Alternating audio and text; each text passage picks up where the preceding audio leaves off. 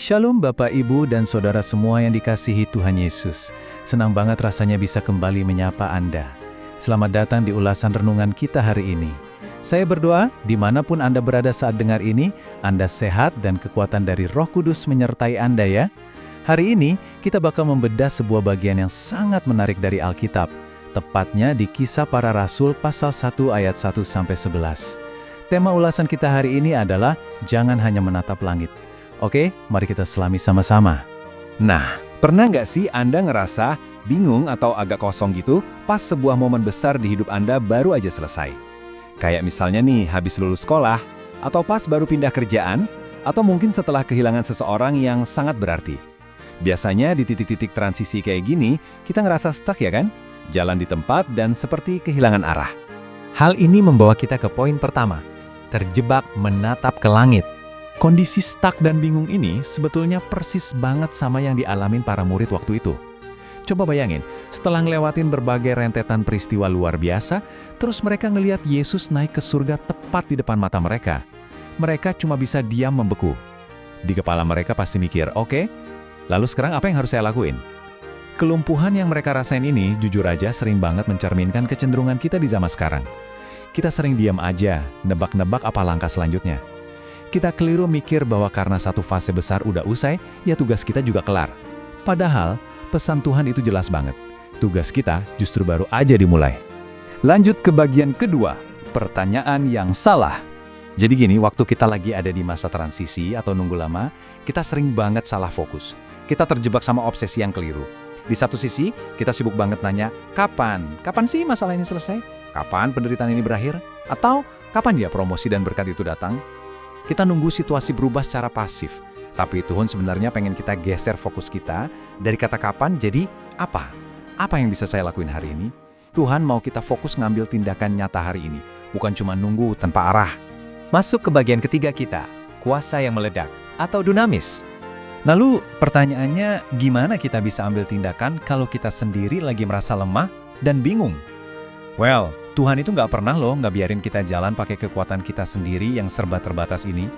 Coba deh perhatiin janji luar biasanya di Kisah Para Rasul pasal 1 ayat 8 ini. Dibilang gini, tetapi kamu akan menerima kuasa kalau Roh Kudus turun ke atas kamu, dan kamu akan menjadi saksiku di Yerusalem dan di seluruh Yudea dan Samaria dan sampai ke ujung bumi. Poin krusialnya ada di satu kata spesifik ini, kuasa. Sebenarnya apa sih yang dimaksud dengan kuasa ini? Kalau kita lihat dari bahasa aslinya, yaitu bahasa Yunani, kata yang dipakai itu dunamis. Artinya tuh, kekuatan yang meledak dan luar biasa. Dari kata ini jugalah kita dapat kata dinamit. Tapi ingat baik-baik ya, kuasa atau kekuatan ledakan ini dikasih bukan buat bikin kita ngerasa hebat, bukan juga buat ngangkat ego kita sendiri. Bukan, kuasa ini diberikan semata-mata untuk memampukan kita jadi saksi yang berdampak. Ini membawa kita ke bagian keempat, menjadi saksi di dunia nyata. Kadang pas dengar kata saksi, yang otomatis muncul di kepala kita itu orang yang berdiri khotbah di mimbar gereja kan? Padahal ini jauh lebih praktis dari itu. Ini tentang gimana lokasi-lokasi historis di Alkitab itu nyambung ke hidup Anda sehari-hari. Kita lihat ya. Pertama, Yerusalem. Ini area paling dekat. Menjadi saksi di Yerusalem itu artinya secara nyata nunjukin kasih di dalam ruang keluarga Anda sendiri. Terus kedua, Yudea dan Samaria. Ini mewakili lingkungan sosial di luar rumah. Aplikasinya gimana? Tetap jujur dan jaga integritas tinggi di tempat kerja, bahkan waktu rekan kerja Anda ngerasa hal yang salah itu wajar-wajar aja. Dan yang ketiga, ujung bumi. Ini adalah batas terjauh dari zona nyaman Anda, yaitu ngebagiin kebaikan buat orang-orang yang mungkin susah banget buat dikasihi, atau bahkan mereka yang memusuhi kita. Saya tahu, nerapin ini semua pasti kedengarannya berat banget. Tapi, ingat satu jaminan penting ini. Anda nggak dituntut untuk jadi saksi dengan cuma ngandelin otot dan kekuatan Anda sendiri. Ada Roh Kudus yang tinggal di dalam Anda. Dia yang secara aktif bakal ngasih Anda kemampuan untuk tetap tenang pas badai kehidupan menerpa, dan memampukan Anda untuk tetap mengasihi di tengah-tengah kebencian dunia. Sekarang kita sampai di bagian kelima. Lakukan kebenaran di bumi. Nah, hal ini bawa kita ke momen klimaks dari sesosok malaikat yang bikin para murid kembali napak ke bumi. Di ayat ke-11, malaikat itu negur mereka dengan kalimat yang tegas tapi membangun banget. Dia bilang, "Mengapakah kamu berdiri melihat ke langit?" Saudara-saudara, hari ini teguran itu juga ditujukan buat kita. Ini tuh panggilan untuk bangun dan sadar. Jangan sampai kita cuma jadi orang Kristen yang kerjanya natap langit terus, terlalu banyak berteori, berdebat hal yang gak ada ujungnya, atau justru kejebak kecemasan soal masa depan, sampai-sampai kita malah lupa buat ngelakuin kebenaran di bumi saat ini.